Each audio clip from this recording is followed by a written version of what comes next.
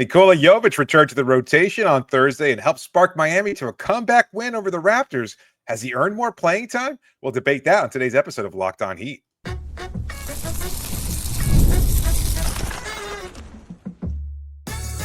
You are Locked On Heat, your daily Miami Heat podcast, part of the Locked On Podcast Network, your team every day.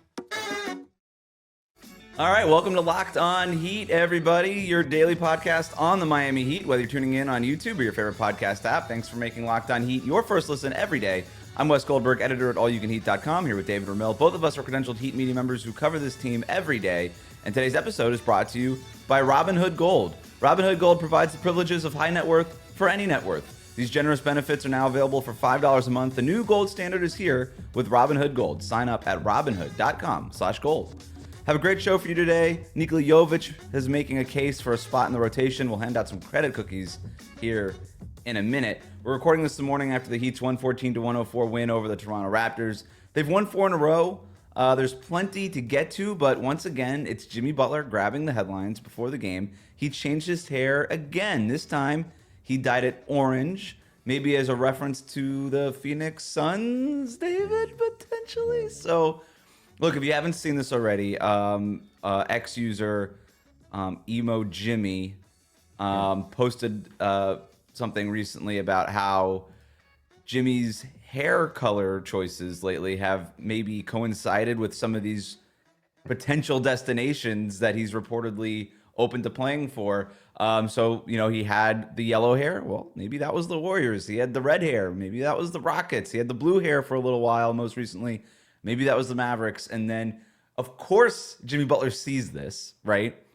He goes on Instagram before the game, posts the picture with the bright orange dyed braids, and everybody's like, oh, what does this mean? So Jimmy Butler followed that up by posting that picture on Instagram. Here's what he said after the game when he was asked about his hair choice. I can change my hair to whatever color I want to. And there's no subliminals in my hair. I've been changing it a lot lately. Orange was the brightest color that I had, so that's what I went with. Who asked that question? Was that Ira? Of course. Doing the hardworking journalism. Professional and I'm not provocateur. even being sorry. That was a good. I'm glad he asked that question. He also asked the question to Jimmy about the ESPN reporting and Bernie Lee attacking him. So Ira doing the real beat writer work there. Do you buy Jimmy Butler? Do you believe that there's no subliminals? Not at all. He's absolutely trolling. I think, look, the Warriors talk started in the offseason, and he goes into camp, I believe, or maybe even the start of the season with the yellow hair. That's kind of like a no-brainer there. And then over the course of the season, as his agent continues to talk to other teams and a couple of clear potential contenders emerge as suitors for Jimmy Butler if they do engage in a trade with the Miami Heat, I think that's when he changed those colors to reflect, again, as you said, the Rockets and the Mavericks. And now that the Suns were linked based on Shams Charania tweet, and it's interesting to hear this back and forth here because a lot of people say, oh, well, his agent posted that it was clearly a lie. And then Shams follows up that next afternoon and says, I stand by my reporting 100%. So 1,000% who to believe? even. Yeah. Yeah. Who to believe? And so I think everybody's lying here, and I think everybody is engaged in some kind of preliminary talks, and I think Jimmy is absolutely falling into suit with everybody else, and he's absolutely trolling. That's just who he is. He's making a joke, and everybody's expecting, knowing that we're all going to talk about it. Here we are the next day, not talking about a Heat win, talking about Jimmy's hair, and knowing that he did absolutely pick orange because it reflects the Phoenix Suns. I think Jimmy's telling the truth here. I don't think there is anything subliminal about that. Because there's nothing subtle about it. Right. Subliminal indicates Exactly. some sort of subtlety, something deep-seated. There is nothing subliminal. And so when he says there's nothing subliminal, he is telling the absolute truth. This is the most obvious thing that he could possibly do. He knows exactly what he's doing. This is him being an outright troll. And I love it. I love it. And Jimmy Butler has done a masterful job of not shooting down the rumors, Right. not shooting down the reporting, but also not giving it enough credence, also downplaying it at the same time, and keeping like the message on basketball and just sort of using his quirky personality to just sort of like woo distract, like over here, like I look at my love it. hair, I love look it. at all these things. Like if there's ever a player involved in trade rumors again, well, and there will be, Sure. they should put on 2 videos. They should be shown 2 videos. The first one is of Jimmy Butler talking to the media after the practice on Wednesday, and then this post-game press conference. He has done a masterful job of just distracting and saying I'm not saying that there's no trade rumors, but I'm giving you something more interesting over here to talk about, and that's what we're going to be doing over here. It's honestly incredible. It's interesting because I mean, you're absolutely right. There is no subliminal message here. Subliminal would have been if he had worn orange before the tweet from Sharania. If he had just suggested, you know what, this is a team I like playing for, or maybe it's just something he privately held. Right. And so or if he like in wanted to every reflect that. Instagram picture, there was always like the sun behind him in each photo Yes. for like a week or something. Like Yes. like him out in the Sedona desert or Right. something like, Wait, you know. is that a cactus? Like, why was there a cactus there? I don't get it. Yeah, that's subliminal, you know. Just taking a picture at Home Depot, picking out cacti today, you know. It's like, okay, I guess that's certainly subliminal. This is just like, oh, the Suns have been linked. This to is the what you potential want. shooter. Here it is. I just You chose think- the brightest you think color I dying have. Yeah. And also, I don't. Dude, This was the You're a brightest color. multimillionaire. You can afford any bright color. You can have an army of handlers and people that, you know, you wrote about it for the Ringer. He has a team of people who work on his hair, basically. Yes. He could have had anybody go and do anything, any color he chose. He could have picked gray. He could have picked black. No, the idea anything. that he says this is the brightest color that I had, as if he's just got like a limited supply of hair dye sitting around like a crayon box. Right. Like, no, dude, you go out and choose. Like, nobody's just got hair dye sitting around. Nobody has orange hair dye. He did send somebody out. All I have to is get this this one orange vial hair of dye. orange. Right. It's like, yeah, I didn't know I had macaroni yellow left. I'm waiting for Celtic green here, you know, and that's the next one, right? Ooh, that would Sacramento King purple. I mean, that's what's next. Yeah. Do like the Valkyrie purple. I'm going to the WNBA. I don't care. So yeah, that was funny. Let's get back to the game though. The Heat started out slow. They were losing at the end of the first quarter. Felt like the offense really couldn't get out of the mud. Then Eric Spoelstra, looking for a spark, looks down the bench, calls up Nikola Jovic's number, puts him in the game. David, I really thought he provided that spark that they were looking for. He came in, scored 11 points in 8.5 minutes in that second quarter, got to the line 4 times. The Heat were an insane plus 23 in his 8.5 minutes. They take the lead in that second quarter. They pull away. They cruise to a win. Nico finishes the game with 14 points, 4 rebounds, an assist, a steal, and a block in 24 minutes. It was his first appearance in sitting out the last 8 games. So, look, we've been wondering if Nico's going to get another shot in the rotation. He got the shot on Thursday night. Do you think he's earned another look or maybe even a permanent spot in this rotation? I do not. I think he's earned the right to be an option. And I think that's fair. Like, you don't always go to every player on your bench. You start the 5 that has gotten you to this point and has helped you to 4 straight wins. Although I think they struggled yesterday, and I'm going to add this caveat. It kind of reminded me a lot of the blowout by the Celtics. And the Celtics, a far better team, obviously, than a beat-up Toronto team.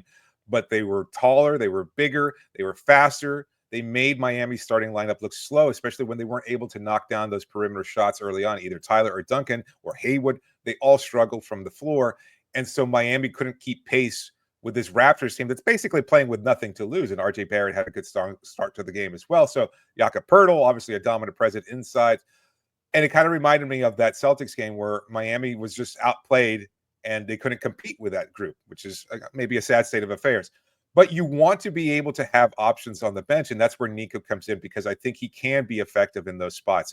It was a good move, I think, by Spoelstra, and shows a lot of flexibility from somebody who's accused of not being flexible enough, because he saw Miami needed size and something a little bit different, and that's where Nico came in and was able to get to the rim, was able to score from the perimeter. The shot was falling. He was able to make things happen in transition basketball, and he wasn't necessarily a glaring hole on defense. Having said that, I don't know that you can continue going to that well every time, because I think there are just going to be matchups where it doesn't favor Nico the way it did yesterday. But yesterday was one of those showings where Nico shows at his height, at his size, with his skill level, he can be an effective option every once in a while. And so not necessarily a part of the rotation, but definitely an option moving forward if you find yourself in a hole the way they did against the Toronto Raptors. Down 16, that's no joke. I mean, they could have easily blown this game. Sure. Instead, Nico comes in, provides that spark, and they're able to mount their comeback. It was similar to when Drew Smith checked in against, what was it, the 76ers? And then there was those Alec Burks minutes too. And then Drew Smith kind of parlayed that into a real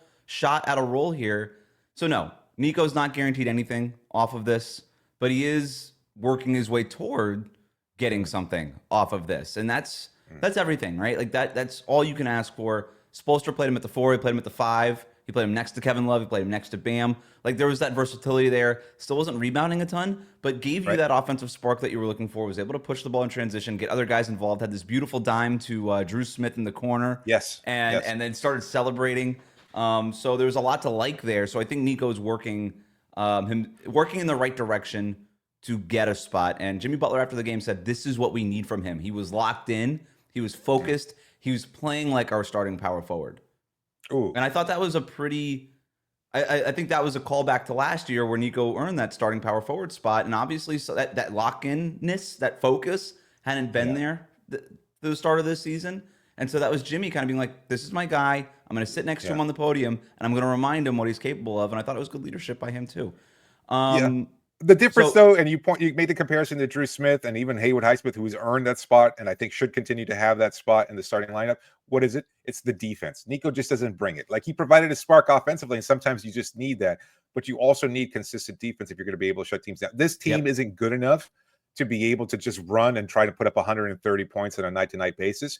And while he does absolutely provide an offensive spark that I don't think any other player really can on this team, he just doesn't have the consistent enough defense. And that's why Drew continues to have a spot in the rotation. And that's why Haywood is starting. And that's why Nico probably does not. Well, Nico is great in this game, but he doesn't get the most of the credit cookies, at least I don't think, for Thursday night's win. We're going to find out. That's coming up next here on Locked On Heat. Today's episode is brought to you by Robinhood Gold. With Robinhood Gold, you don't need a silver spoon to eat up the financial favors of that 1%. Robinhood Gold allows others to get the rates and perks usually reserved for the high society. Now, the resourceful individual with Robinhood Gold can earn the very liberal rate of 4.25% on uninvested cash and be rewarded with a handsome 3% retirement boost on IRA account contributions. Robinhood Gold provides the privileges of high net worth for any net worth. These generous benefits are now available for only $5 a month. The new gold standard is here with Robinhood Gold. Sign up at Robinhood.com/gold. That's Robinhood.com/gold. Terms to apply. For product-specific disclosures, visit Robinhood.com/gold. Investing involves risk. Rate may change. Gold membership is offered by Robinhood Gold LLC. We'll be right back. Thanks again for making Locked On Heat your first listen every day. Your favorite Locked On NBA podcast now has a newsletter, the free daily Locked On Heat newsletter. One stop for ultimate Heat and league coverage with local analysis and amazing writing from Katie Heindel, Mike Shearer, and Locked On fantasy basketball tips from Josh Lloyd. Sign up for free now at LockedOnDaily.com. Well, David, pour yourself up a glass of milk because it's time for Locked On Heat's tastiest segment. It's time for credit cookies. Cookie guy, cookie guy, cookie guy, cookie guy. Stack them high like a cookie chain. Sharing with friends, spreading the fame. The Locked On Podcast Network. He's a big cookie guy, obviously. For the holidays here, loves credit cookies with a glass of milk. Who does? Santa? Santa Claus. I know you're Jewish. You don't know about Santa Claus. I got the tree. Yeah, I know. With a little dreidel on it, but it's a tree, nonetheless. It's a tree. It's a tree. You were absolutely right going into the segment. You were absolutely right. Nikola Jovic, for all that he provided, only gets 3 credit cookies, but that's still a nice contribution. Again, it's the most for him. I'm looking at the tracker here. It's the most he's had all season. There you go. So that's a good solid contribution, and it was a nice spark. And I think that's all you can say. Like, it still depends on everybody else being able to step up. And in this case, who stepped up the most, in my opinion, Tyler Hero. He had a great game. 4 credit cookies for him. I think a really nice, solid showing. 9 of 13 for the floor, 4 of 7 from 3-point range. Only 1 free throw attempt, so not great there, but he does also contribute 4 rebounds and 4 assists. Finished with 23 points, so a really solid showing for him. 4 credit cookies goes to Tyler, but I like Bam's showing also. Look, I think early on his points contribution wasn't great, but eventually he winds up getting going when Miami had a little bit of the lead. Maybe it's a little bit of a, not necessarily the most effective time, or you can't really look at it and say Bam had a strong game, but he certainly looked good to help Miami continue to pull away and pile on that lead. I don't know. It doesn't feel like it's as impactful because, he hit a couple threes. He winds up being a little bit more effective against Jakob Poeltl, perhaps a little bit too little too late, but he still winds up with a nice total. And I think overall had a solid rebounding game to keep Poeltl off the glass. And most of Poeltl's points, I think, and I haven't rewatched the game, obviously, but I think most of Poeltl's points probably came on switches where he was, being guarded by either Duncan Robinson or Haywood Highsmith or somebody much smaller, not capable of keeping him off the glass. And while Poeltl was effective in the first half, he wasn't as effective moving forward. So I gave 2 credit cookies to Bam Adebayo, and then 1 more credit cookie to Drew Smith. What else can he say about him? He continues to provide that spark. I think alongside Nico, he was the complement you needed. We've talked about balancing out that starting lineup. You can have Duncan Robinson out there as an offensive player, knowing you've got Haywood Highsmith as your defensive stopper. Well, I think similarly, you can have Nico out there, and he's not hemorrhaging points necessarily because you've got Drew Smith with his on-ball defense, being able to lock up guards, making switches, reading passes, intercepting passing lanes, etc. He gets a 1 credit cookie as well. I'm not gonna. I think this is good. I think that's fine. Bam getting 2. I thought I was higher on Bam's performance overall. I understand you did give him 2 credit cookies. You weren't low on him. I thought his fourth quarter was really important, right? Like this was, like I said, they started off slow in the first quarter. Nico comes in, gives them that spark in the second quarter. They get the lead. They pull away thanks to Tyler Hero in the third quarter, and then it's Bam Bam in the fourth quarter, cementing the win. Like he basically just put the nail in the coffin on Toronto. Like if you thought you were coming back, it ain't happening. And that Raptors team is well coached. I know they stink and they're injured, but they fight. They have an identity. They're so Bam said it's not happening, and he scored 13. Their identity is they stink and they're injured. That's their identity. That's why. But they play hard. I want to give them credit. Like So Bam scored 13 points in that fourth quarter. He said, "No, I'm the closer here," and so I think he deserves those 2 credit cookies that you gave him. I thought he had a really nice game. He played his role. We're going to talk about the shooting slump and whether or not he's fully come out of it later on when we get to our listener questions. Yeah, this was an all-around really strong performance. Despite Jimmy Butler having the headlines, they didn't even really need a big game from him in this game. He didn't have a bad game, but he only had to play 29 minutes because they were able to pull away late in this game. Jimmy only had 11 points on 8 shots, went to the line 8 times. It was, like I said, it was a fine game for 29 minutes. But the point is, they didn't need him in this game because you got the Tyler Hero, Bam Adebayo, and Nikola Jovic scoring jolts. And it did look like it was going to be a tough one in that first quarter, but 3 other guys stepped up, and that's why they get these credit cookies. Yeah, absolutely. Were you concerned at all, like watching? Like I know we were texting during the game. You said they looked like the team that had reverted back to before the win streak. What were some of the bad habits that you noticed that they adapted? That's a good question, because like in the first quarter, it was the points in the paint thing. It was all the stuff that was happening before that 3-game win streak. It was those bad habits that seeped in. And that's why I texted you. I was like, I'm a little worried because maybe that 3-game win streak was a mirage, because it's not like you're just losing to Toronto. You're losing to Toronto in the same way that you were losing games before. And that's the concerning part. So their transition defense was really poor. They were allowing, I think it was like 28 points in the paint in the first quarter, 26, something like that. They doubled that over the course of the game too. So it was pretty bad. Yeah. And so... but they got a bulk of it in that first half, but they tightened it up, right? They did tighten it up to Miami's credit. And I remember telling a friend at halftime, I went and saw a friend outside by like the 601 Cantina area on the outside deck. I said, after they pulled away in the second quarter, I'm like, no, they fixed all the issues. They're probably going to win this game by 15 points. They won it by 10 points. So I was close. But I'm less concerned than I was in that first quarter, obviously. Yeah, it does show some, ability to adapt, to recognize your faults. Yeah, awareness, exactly. At the same time, though, like I it's a healthy grain of salt here because I just see this Raptors team, and yes, play hard is fine, but talent seems to win out almost all the time, and so they play badly on the road. They play much better at home, and that's how they've managed to string together a lot of wins. But they had no answer for Grady Dick. They had no answer for Jakob Poeltl. They were getting contributions across the board from other guys that probably aren't regular NBA rotation players. I mean, they might be fine contributors, but I mean, a lot of what you say about the Heat, they could be plucky, they provide grit, tenacity, all that's fine. but eventually you still need your stars to come up. Toronto just doesn't have any stars. I mean, RJ Right. Barrett's a fine player. No, they He's have no probably stars, a and Scotty third Barnes option. is hurt. He's their best player. He was Right. an all-star last year. No, and look, Grady Dick had a really good first half, and he scored Yes. 22 points on 19 shots. He wasn't Yeah. extremely efficient. It was more like, well, all of our guys are hurt. Somebody's got to shoot. Give the ball to Dick. I'll do He'll it. shoot it. It's fine. Yeah.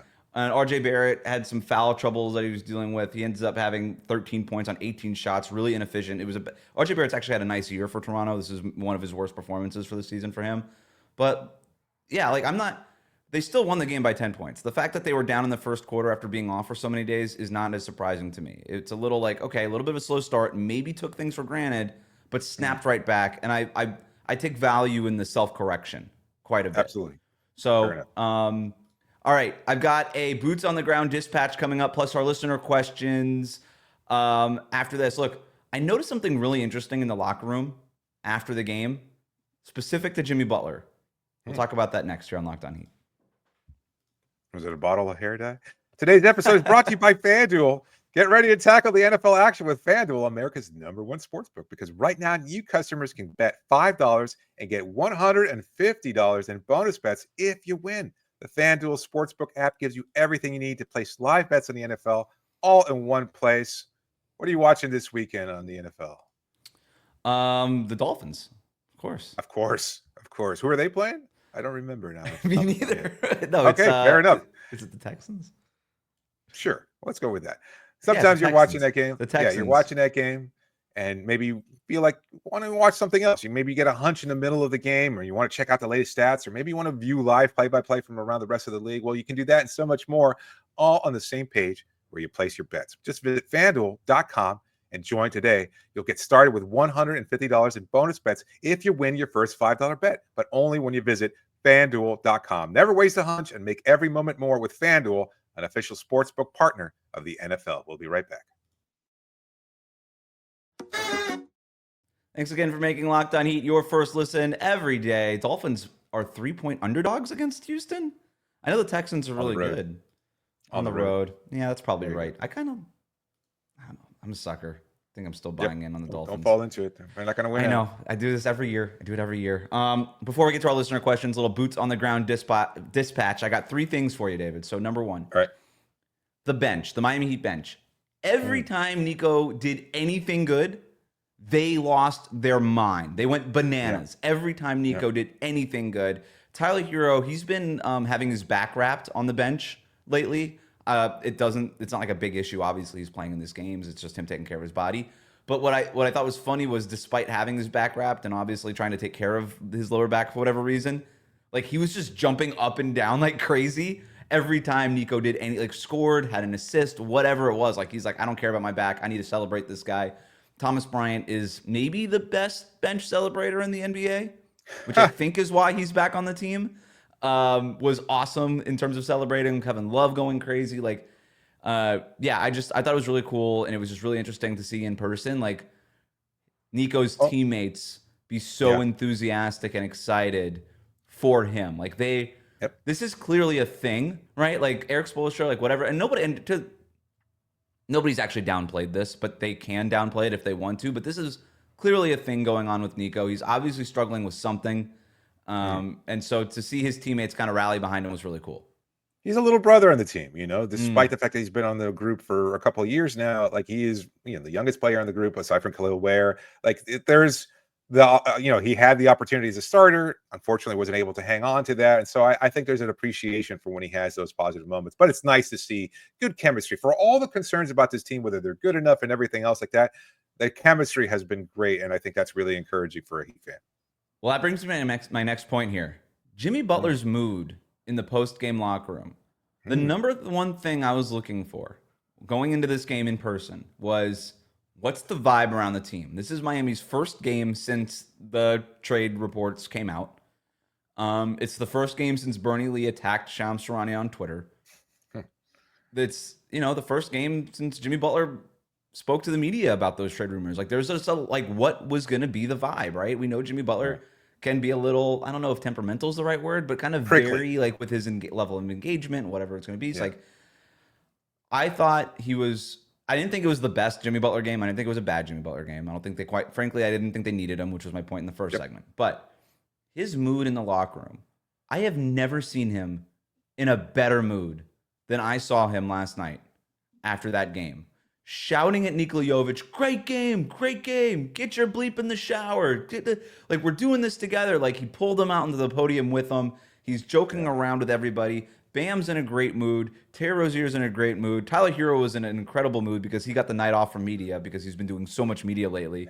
And so he was like, I don't need to do it tonight. Cool. I'm just going to wear my fit, going to get my pictures. I'm out of here. I thought Jimmy was just like, and it wasn't like this weird, like, I'm going to blast this country music. I'm not going to, like, and kind of be a little bit of a distraction. It was total and thorough engagement with that locker room. It was a little funny, but it was funny with it. He wasn't laughing at anybody. He was laughing with everybody. And I was so impressed. And then everybody kind of sees that in the post-game podium where he's begging, like, Anthony Chang to ask Nikola Jovic to answer questions in Serbian, and then he made Nico answer the other question in Serbian, and then Jimmy got really upset with Anthony because he didn't ask him the question that he wanted him to ask him.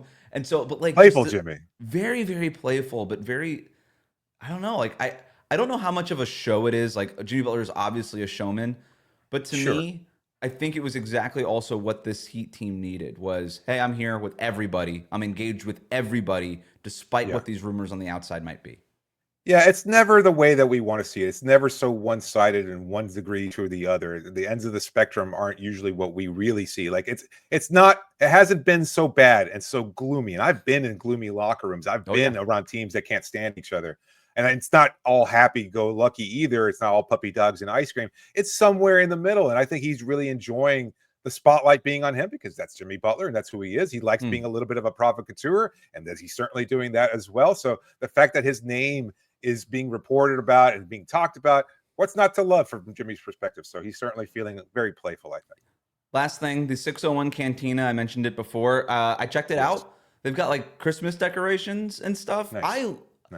I'm not paid to say this. I genuinely think that that's a really cool thing that the Heat have. Just that deck overall that's outside. I've been to almost every NBA arena. Nobody else has anything quite like that. You could see the whole downtown area of Miami. It's really cool. And then you kind of got this Christmas theme bar that you could see. You go before game, halftime, whatever. I actually did get to try some of the food. So shout out to the Heat for providing some of that. And the food's awesome. So I would just go say to check that out. All right, listener questions. Let's get to some of them. Thanks to the Locked On Heat Insider community for sending these in. If you want to join, you could do that with the link in the show notes. You'll get first dibs at asking questions for the post-game show. Exclusive reporting between now and the trade deadline. We've had a lot of intel and commentary about the Jimmy Butler situation that we haven't even shared anywhere else, including here.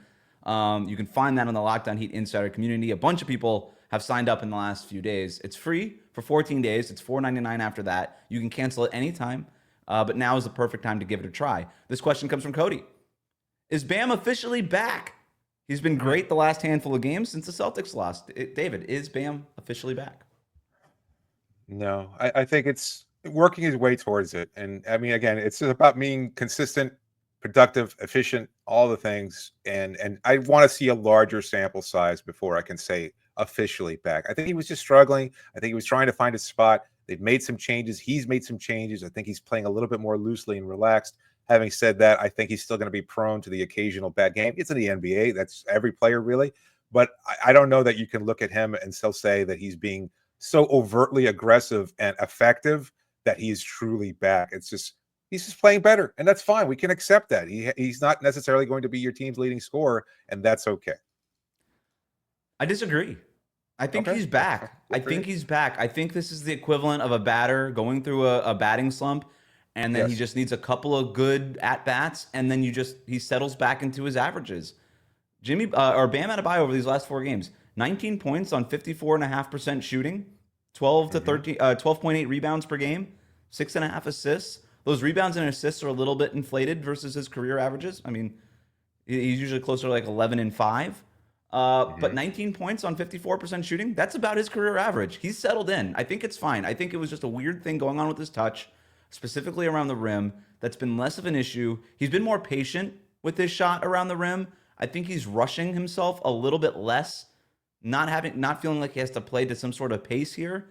I think he's back. I think he's fine. Yes, he's going to have an occasional bad game. He always did. Everybody does. That's sure. like, to me, that's less of I'm looking at like sort of the line graph trends, and everything is trending in the right direction. But like I said, these aren't outlier performances for his career. This is right about where he has been. And so you're talking about wanting to see a larger sample. I think the small sample is the slump. This is what he's been for like the last 4 years is mostly That's this. fair. So I think he's back. And with that said, he's gonna go for like 2 for 12 in the next game. So we'll see.